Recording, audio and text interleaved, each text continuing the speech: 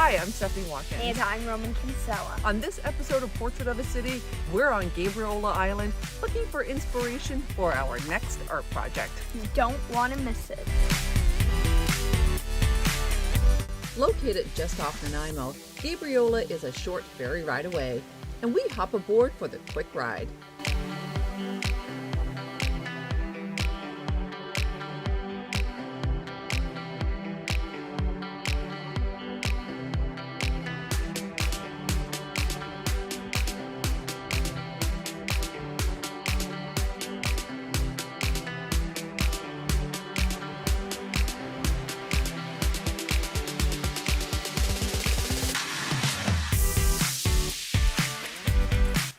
After the ferry ride, we take North Road to the east side of the island to Drumbag Provincial Park.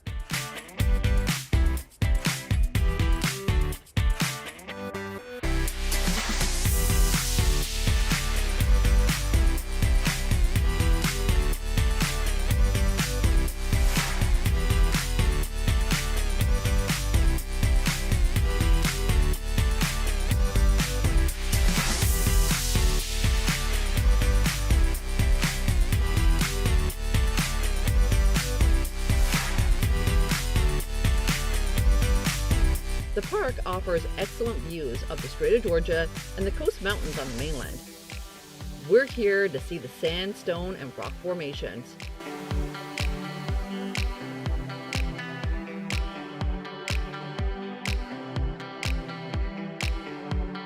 I think we found inspiration for our next art project.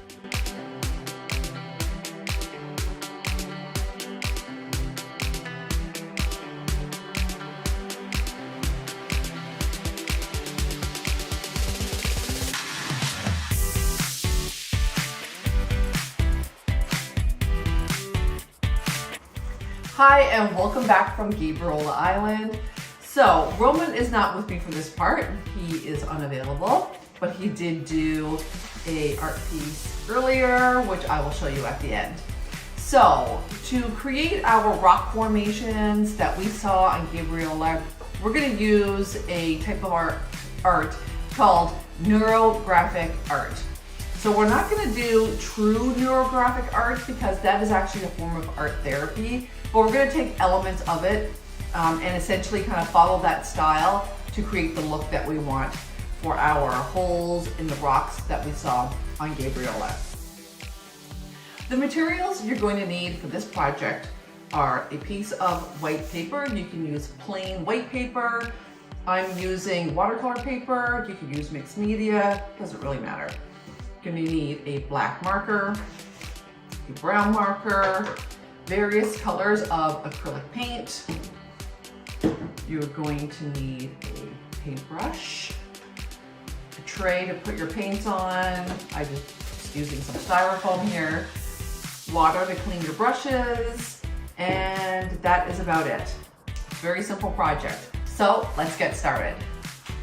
I am going to start on the left side of my paper and draw a curved line, just looping around to the other side. I'm going to do the same the opposite side. We're just creating curved lines, no rhyme or reason throughout your page. Here.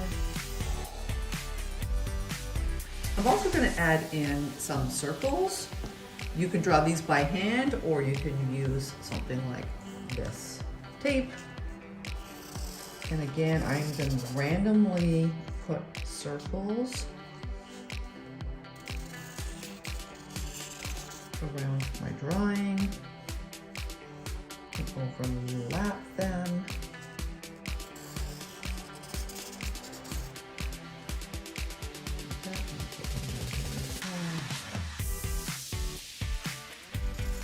I'm just placing them wherever. There's no right or wrong way to do this. Okay, I'm going to add in a few more lines. And then I think I'll actually be done. I'm gonna put in a couple of straight lines, sort of straight lines, not too curvy. Just to see what happens. Whenever you do this, every single time is going to be different. So once you have all your lines drawn and you have your circles put in, you are going to take your marker. And this is the key to neurographic art, is we have to start curving out our corners. So if you see here, there's an intersection between the lines. What I want to do is round this off and fill this in. Just like that. Here's a corner, the lines intersect. I'm gonna curve this and fill that in. Same with this corner, I'm gonna curve, fill it in. And then the same with this side. Extend that up a little bit. You really cannot mess this up.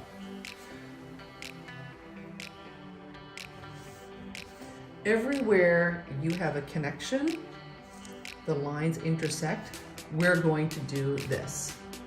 So stay with me, fast forward if you need to, because this part does take a while.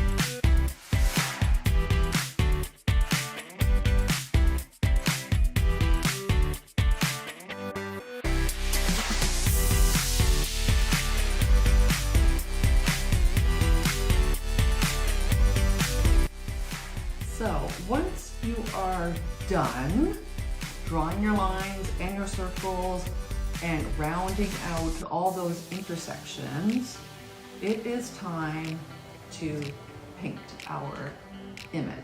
So I'm going to just take my tray.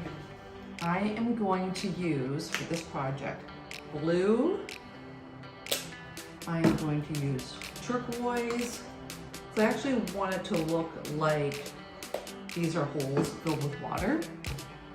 I'm going to use cinnamon brown as well. And then I think I might use this acrylic. I have a blue acrylic ink here. I might try that on some of the bigger spaces. I'm gonna take my paintbrush. I'm gonna use this small one.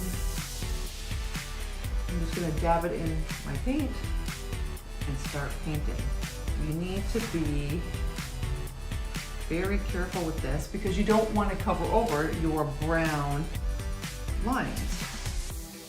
So this again is a process that it's going to take time, and you just need to take it slow and try to enjoy it.